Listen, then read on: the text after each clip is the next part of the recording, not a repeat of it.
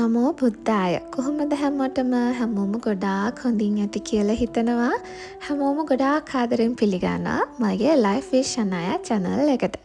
ඉතින් අද මම හිතුවා කතා කරන්න ඕනි කියලා අපේ සමාජයේ ගොඩාක් දෙනෙක් අතර තියෙන. ඒ වගේම විවිධ මත තියෙන මාතෘකාවක් ගැන. ඒ තමයි බුදු දහම සහ දෙවියන්. විශේෂයෙන්ම මේ අපි ගොඩාක් දෙනෙක් මේ බෞද්ධයන් ගොඩාක් දෙනෙක් ඝන දෙවියන්ව වඳිනවනේ. මගෙන් පෞද්ගලිකව අහලා තියෙනවා අක්කේ ඔයා ඝන දෙවියෝ වඳිනවද? නංගි ඔයා ඝන දෙවියෝ වඳිනවද? ඝන දෙවියන් වඳින එක කොහොමද? මේක හොඳයිද? මේක මිත්‍යා දෘෂ්ටිකයක්ද? මොකද්ද මේකට තියෙන විසඳුම? මොකද්ද මේකට කරන්න ඕනි කියලා ගොඩාක් දෙනෙක් මගෙන් පෞද්ගලිකව අහනවා.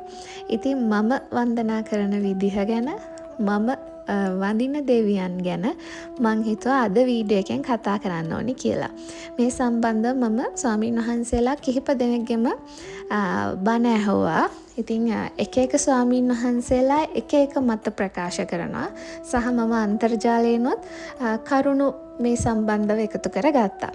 මම පොඩි ඉල්ලීමක් කරන්න කැමතියි. දැන් මේ මාතෘකාව ගැන කතා කරායින් පස්සේ ගොඩාක් අය ගොඩාක් විට පිල් දෙකකට බෙදිලා මේක තමයි ඇත්ත මේක තමයි ඇත්ත කියලා මෙතන රණ්ඩු වෙන්න පටන් ගනී. ඇත්තටම ධර්මය තියෙන්නේ නිවෙන්නනේ, ගැටෙන්න නෙමෙයිනේ නේද?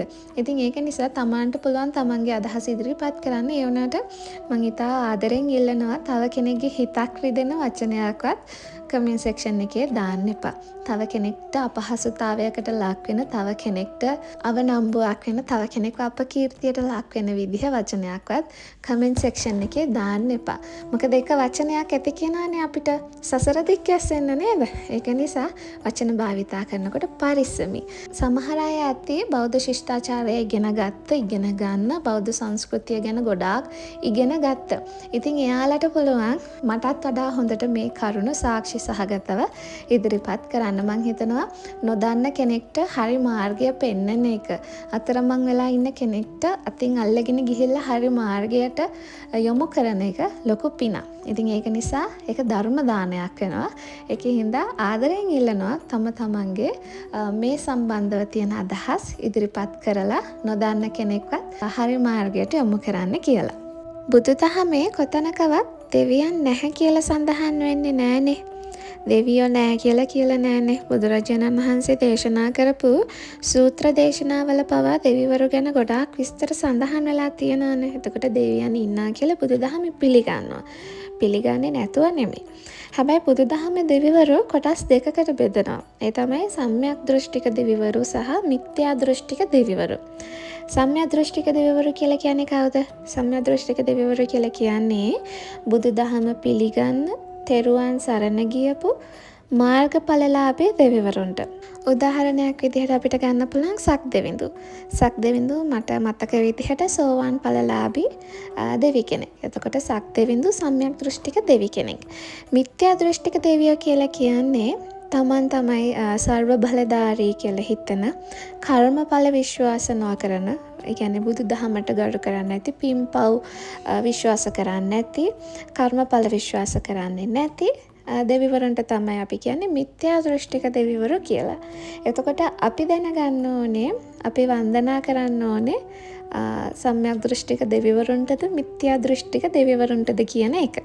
මට මතකයි ඉස්සර ගොඩාක් ගෙවල් වල බුදුරජාණන් වහන්සේගේ පිළිම වහන්සේ ළඟම ගොඩාක් දෙවිවරුන්ගේ ෆොටෝස් එහෙම පිළිරුවවල් තියලා වන්දනා කරා. ඉස්සර මේක ගොඩාක් වුණා ගම්වල එහෙම විශේෂයෙන් මේ විදිහට මේ දෙවිවරුන්ටත් මල් පැන් එහෙම පූජා කරා මට මතකයි. ඉස්සර ඔය ගෙවල් වල මට මතකයි මේ එළිය වෙනම පහන් කණුවක් නේද කියන්නේ, ආසනයක් එහෙම පනවලා මේ වෙනම දෙවියන්ට වන්දනා කරා. ඉතින් ඕක කාලයත් එක්කලම දැන් ගොඩාක් නැති වෙලා තියෙන්නේ.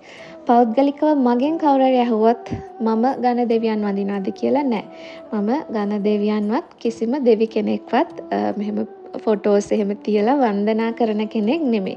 මම ඉගෙන ගන්න කාලෙත් එහෙම ඝන දෙවියන්ව වන්දනා කරේ නෑ. දැන් ওই ඝන දෙවියෝ කියන්නේ ඇත්තටම Hindu සංස්කෘතියට අදාළ දෙවි කෙනෙක්නේ. ගොඩාක් හින්දු භක්තිකයන් අදහන විශ්වාස කරන වන්දනා කරන දෙවි කෙනෙක්නේ ඝන දෙවියන් කියලා කියන්නේ. නුවණට අධිපති ඉගෙන ගන්න අයට ගොඩාක් හොඳයි කියලා ඔය බබාලට අකුරු කියවනකොට එහෙම ඝන දෙවියන්ව සිහි කරන්න ඝන දෙවියන්ට වන්දනා කරන්න කියනවානේ. හැබැයි මම වන්දනා කරෙන්නේ නැහැ. මගේ දුවට අකුරු කියවනකොට පවා මම ඝන දෙවියන්ව සිහි කරේ නැහැ. මං එහෙම දෙවිවරුන්ට වෙනම වන්දනා කරන කෙනෙක් නෙමෙයි. මම සියලුම සම්‍යක් දෘෂ්ටික දෙවිවරුන්ට වන්දනා කරනවා. ඒ කියන්නේ සියලුම සම්‍යක් දෘෂ්ටික දෙවිවරුන්ට පින් අනුමෝදන් කරනවා. ඒ හැර මම වෙනම විශේෂයෙන් විෂ්ණු දෙවියන්ට, පත්තිනි මෑණියන්ට, සුමන සමන් දෙවියන්ට එහෙම මම වන්දනා කරන කෙනෙක් නෙමෙයි. සමහර ගෙවල් වල ඒ විදිහට වන්දනා කරනවා. හැබැයි මම වන්දනා කරන්නේ නැහැ.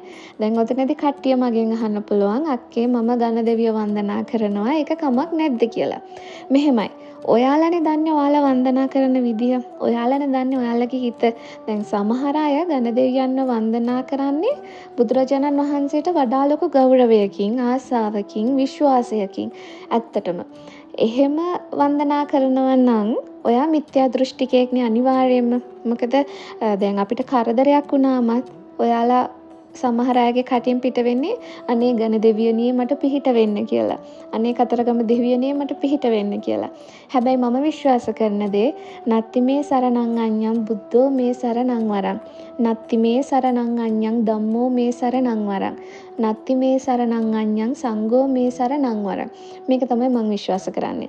අඩුම සමහර අයගේ කටින් නමෝ බුද්ධාය කියලාවත් පිට වෙන්නේ නැහැනේ. එයාලා වැඩිපුර විශ්වාස කරන්නේ ඝන දෙවියන්. මම වන්දනා කරන තැන ගොඩාක් අය දැකලා ඇති. නොදකපු අයත් ඇති. එයාලට දැන් බලා ගන්න පුළුවන් මම වන්දනා කරන මගේ පුංචි බුදු කුටිය කිසිම දෙවි කෙනෙක්ට මම වෙනම පිළිමයක් තැන්පත් කරලා හෝ ෆොටෝ එකක් තියලා හෝ වන්දනා කරන්නේ නැහැ. ඒක මගේ හැටියක්. දෙවියන්ගේ පිහිට ආශිර්වාදයේ ආරක්ෂාව හම්බ වෙන්න නම් අපි ඒ සඳහා සුදුසුකම් සහිත අය වෙන්න ඕනේ. නිකමට හිතන්නකො මෙහෙම සාමාන්‍ය ගල් ගොඩාක් අතර මැණික් ගල් කිහිපයක් තියෙනවා. අපි හැමෝගෙම ඇහැ යන්නේ අර සාමාන්‍ය ගල් වලටද නැත්නම් මැණික් ගල් වලටද? මැණික් ගල් වලටනේ. හේතුව ඒකේ වටිනාකම වැඩි. ඒක පේනවා අපිට මේක දැක්ක ගමම මේක මැණික් ගලක් කියලා. අන්න ඒ වගේ ඉන්න මිනිස්සු අතරින් අපේ ගුණධර්ම වැඩි නම් අපි සමාජයට දෙන්නේ හොඳ දෙයක් නම් අඩුම අපි පංචිල් පද පහවත් රකින්නවා නම් තිසරණ සරණ යනවා නම් අපිව දෙවියන්ට ප්‍රිය වෙනවා. දෙවියන්ගේ පිහිට ආශිර්වාදයේ ආරක්ෂාව අපිට හම්බ වෙනවා. ඔයාලම පොඩ්ඩක් ඔයාලගෙන් අහලා බලන්න. ඔයාලා හිතනවා නම් ඔයාලගේ හැම ප්‍රශ්නයක්ම විසඳන්න පුළුවන් දෙවියන්ට. මට පිහිටට ඉන්නේ දෙවියන් විතරයි. මම මගේ හැම දෙයක්ම කියන්න ඕනේ. මට අවශ්‍ය දේවල් අනිවාර්යයෙන්ම ලබලා දෙන්නේ දෙවියන් විතරයි.